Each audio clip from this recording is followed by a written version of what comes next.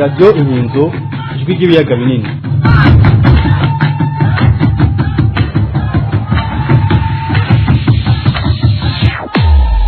Tuti bagenzi namwe bakunzi ba Radio Inkinzo ijwi ry'ibiyaga binini, turabaramukije amahoro y'Imana. Kaze mu makuru yo kuri radio yanyu Inkinzo ijwi ry'ibiyaga binini yo kuri uyu wa 15 mukakaro umwaka w'ibihumbi 2024. Jewe mwumva kuri micro ndi Angelize Mahoro. Engineer wakamfitiye Diodone niwe ariko aradufasha mu buhinga bw'ivyuma kugira amajwi abashikire atagira akanenge. Aya makuru yatunganijwe na Semutungwa Yoronimu. Ngingo nkuru ziyagize nizi zikurikira.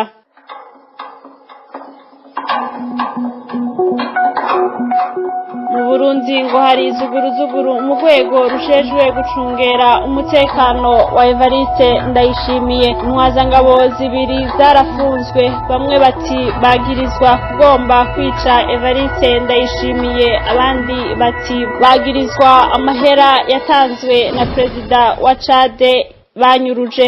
Ikibazo c'ibitoro mu Burundi kiracari akananira abahinga, naho Kongo yarekuye ngo abarundi baje kugurayo ibitoro. Abategetsi muri CNDD-FDD barajuragiza abantu mu gutanga igitoro gike kibonetse, kuko umwe wese arondera kugiha uwo ashatse. Muri Kongo naho nyene ngo interahamwe ziriko zirapfa amahera y'agahimbaza musi Tshisekedi yabahaye. Muri ayo mahera ngo harimwo nayo guhungabanya amatora mu Rwanda, ariko byarabananiye. Muri Kirumba muri teritware ya Rubero naho ngo ejo amasase yazindutse avuza uruwa, aho abasirikare ba Tshisekedi n'aba Evariste Ndayishimiye na FDLR na Wazalendo bazindutse batera ingabo za M23, ngo barazivunye bikomeye. Kano muri Goma ngo nta mutekano uriho, hejuru y'ubwoba kwico gisagara gishobora gufatwa ngo ubusuma bwa Wazalendo n'abasirikare ba Tshisekedi ngo buragisibije.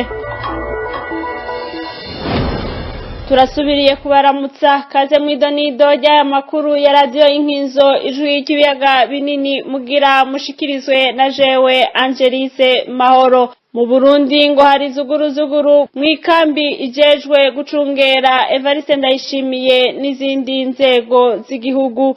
Intwazangabo zibiri zirafunzwe, ariko igitumye bafungwa ngo nikivugwa ko rumwe na bose. Eka n'ikibazo c'igitoro ngo nikigiye gutorerwa inyishu vuba, kuko nikibonetse abategetsi ba CNDD-FDD barakijyanira, umwe wese akagomba ko gihabwa abashatse. Umwihwezo w'uruganda rwo kumenyesha amakuru rwa Radio Inkinzo ijwi ry'ibiyaga binini musomerwa na mugenzi wacu Jean Christophe Mugisha. Haheze iminsi hakwiragijwe ku mbuga ngurukana bumenyi ko Evariste Ndayishimiye yoba yakuye mu mabanga Ildefonse Habururema arongoye iperereza ry'igihugu. Ico cavuye kiba igihuha cavugiwe rimwe n'ifungwa ry'intwazanga bisanzwe icungera umutekano wa hafi wa Evariste Ndayishimiye. Ayo makuru yavuga ko abo bose bagizwe gushaka kugandagura Evariste Ndayishimiye. Ariko rero amakuru yagiye araja habona yemeza ko umukuru w'iperereza atakuye mu mabanga yiwe ko akiri ku kazi, ukabandanya hohotera abarundi uko yamye, kandi ukabandanya nyuruza itunga ry'igihugu afashanyije na bamwe mu bicocoro vya CNDD-FDD na cane vyegereye Evariste Ndayishimiye. General Ildefonse Habururema rero ntiyakuwe, ariko bavuga ko atawubona umwotsi atamuriro wigeze uba. Ivyo bisigura ko naho atakuwe hari ikibazo kiri hagati yiwe na Evariste Ndayishimiye. Ubwa mbere, iyo abasoma bakomeye bose barapfuma bagapfa ivyo biba iyo bitanguye kuba abana bike. Ica kabiri, biravuga ko Ildefonse Habururema yoba yarasanzwe yumvikana cane na Arengiyome Bunyoni afungiwe Igitega. Ngibi biratera ubwoba Evariste Ndayishimiye ko uyu mugabo ajejwe iperereza ashobora gukoresha amabanga ajejwe agatorekesha mu gasho Arengiyome Bunyoni, ari naco gituma kumukura ku buyobozi bw'iperereza ry'igihugu naho bitabaye bishobora kuba umwanya n'umwanya. Amakuru yahavuye yemezwa nuko intwazangabo zibiri Lieutenant Colonel Eric Ndikumagenge na Major Barthélemy Sindaye bobo ngo barashitse mu mpimba. Nishiramwe Fokode riravyemeza. Iyo shiramwe Fokode rivuga ko abo bagabo babiri bafunzwe kubera amahera y'amarundi miliyoni 42 yatanzwe na Mahamat Idris Deby atwaye igihugu ca Chad. Ngo namahera yatanze igihe yari yaje gushigikira Evariste Ndayishimiye ku munsi mukuru wo kwikukira ku Burundi. Ngo kari nk'agashimwe yari yageneye abasirikare bamucongereye umutekano mu rugendo rwiwe mu Burundi. Fakodi ivuga kandi ko hari n'uwundi musirikare yitwa Ajida Chef Kwizera afunganywe n'izo ntwazangabo zibiri mu mpimba. Aho umuntu yokibaza ibibazo bibiri, ni gute intwazangabo icongera ubuzima bw'umukuru w'igihugu iyo baga gukora ubusuma nk'ubwo? Nta yindi siguro atari uko abarundi bavuga ko ubana na suneba ugasuneba nkawe. Arabona kenshi sebuja anyuruza amahera y'igihugu menshi cyane, nawe akabona ko izo miliyoni azitwaye ataco bomugira. Ni kwa kudahana kwatsindana mu Burundi. Ikibazo ca kabiri umuntu yokwibaza ni iki? Ni gute abantu banyuruje miliyoni 42 boshiga mu mpimbo ubwo nyene, abanyuruje miliyaridi 52 ibideyemvya?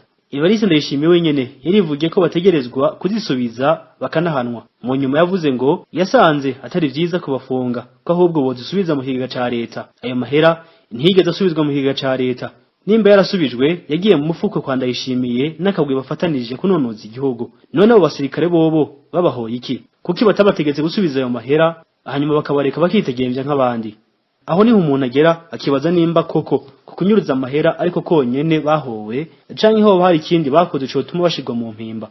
Nawe reka rero kwibaza ko nakwa kugomba guhirika Evariste Ndayishimiye kuba kwarimwo. Mwibuke amatracte z'amaporo zitagira umukono zatangwe gukiragizwa Igitega ku munsi wo kwikukira, aho no ku kirimba c'umukuru w'igihugu i Bujumbura zatevye zigashikayo. Izo nta bandi bazikwiragizayo atari abamwegere bifuza ko yote bakabavako akareka abarundi muri rusange bagahema kuko bamerewe nabi bidasanzwe.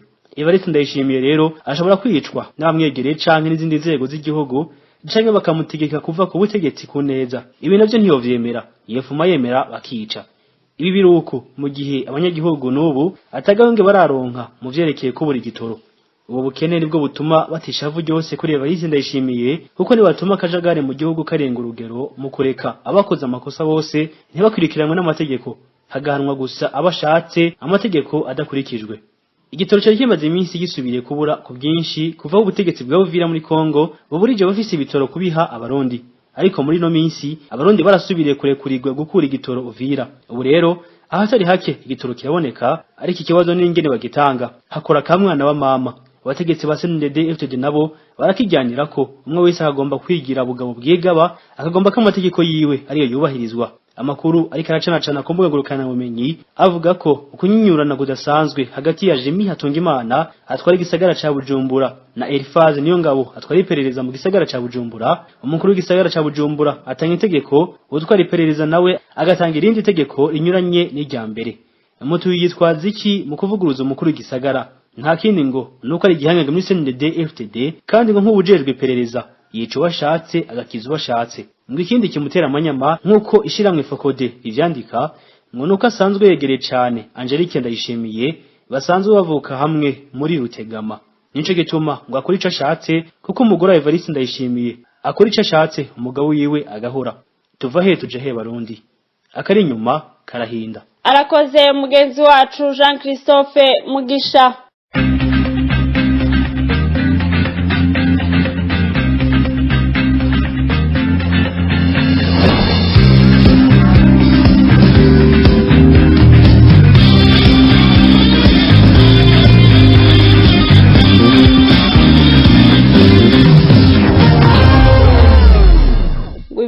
Birasabirana muri Kongo, naho ngo Tshisekedi yahaye amafaranga aba FDLR ngo bakore bishoboka vyose birukane M23 kandi batere u Rwanda. Yabasaba nuko bohungabanya amatora u Rwanda rurimwo, ariko birabananira. Uyu munsi ngo ayo mahera bariko barayajyanira ku kibuga c'intambara, naho ngo agahengwe kasabwe na leta zunze ubumwe za Amerika ntikigeze kubahirizwa. Abasirikare ba Tshisekedi nabo bafashanya bagumye basotora ingabo za M23. Inkuru ya mugenzi wacu Kaneza Queen Bella. Amakuru cyane ku mbuga ngurukana bumenyi araba ba FDLR avuga ko hari rwaruka rwahora muri Wazalendo n'abandi bana ba FDLR bashika 600 baheruka kurangiza inyigisho za gisirikare muri Kongo. Abo baza biyongera ku bandi bamaze iminsi bigishirizwa mu kibira mu Burundi. ibi byose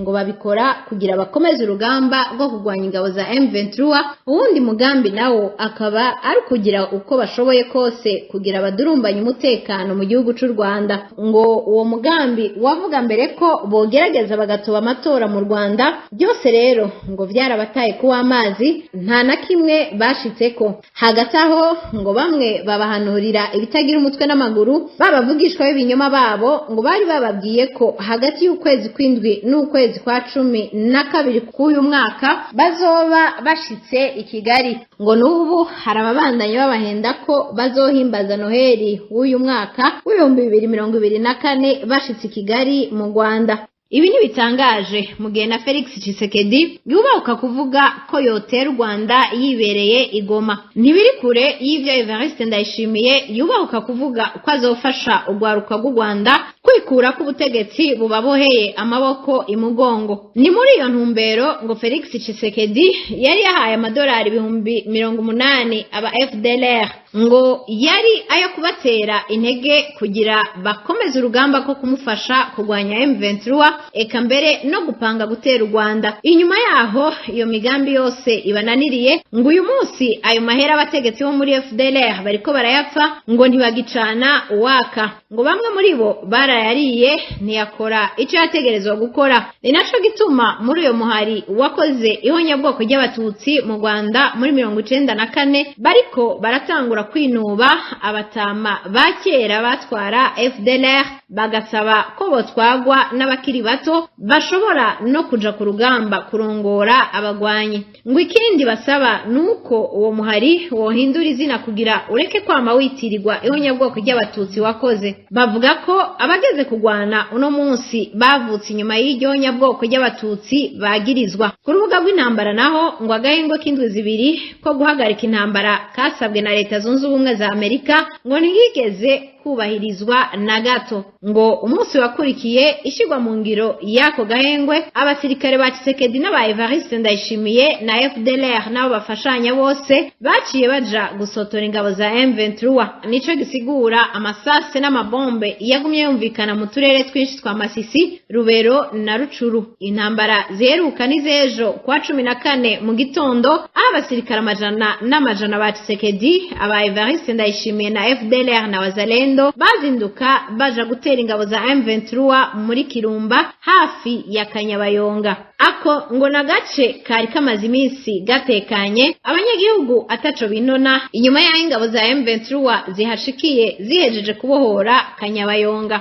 Ngo ingabo za Tshisekedi nabo bafashanya bari baciye bahungira kure muri Butembo. Uyu munsi ngo bategerezwa kuja baraja gusotora ingabo za M23 iyo ziri hose kugira ntiziyumvire kuja kubatera Butembo iyo bahungiye, bashinze ibiro bikuru by'urugamba. Ngo ariko rero ingabo za M23 zirabivuna kinyamwuga bagashima. Ngo izo ngabo zifise umugambi wo kubasanga iyo bahungiye, ngo ntiboreka ngo babandanye batera amabombe mu banyagihugu batekanye bari mu duce bamaze kubohora. Eka ngo no mu gisagara ca Goma ngo hari ubwoba budasanzwe ko ingabo za M23 zishobora kuba zaramaze kurungikayo abagira iperereza mu ntumbero yo kuzohava naho nyene bahatera. Ngo n'ikibuga c'indege ca Goma amakuru amwe aremeza ko kidakikora neza kubera ubuhinga bwo kuyobora indege bwoba bwarahungabanye. Ngo nico gituma ibigwanisho bikomakomeye bizanwa n'abasirikare ba Tshisekedi n'aba Evariste Ndayishimiye nabo bafashanya bose ubu babicisha mu mazi ngo ntibikiza n'indege. Ngo haba Goma canke Butembo ngo umwanya n'umwanya abasirikare ba Tshisekedi nabo bafashanya bose kugwanya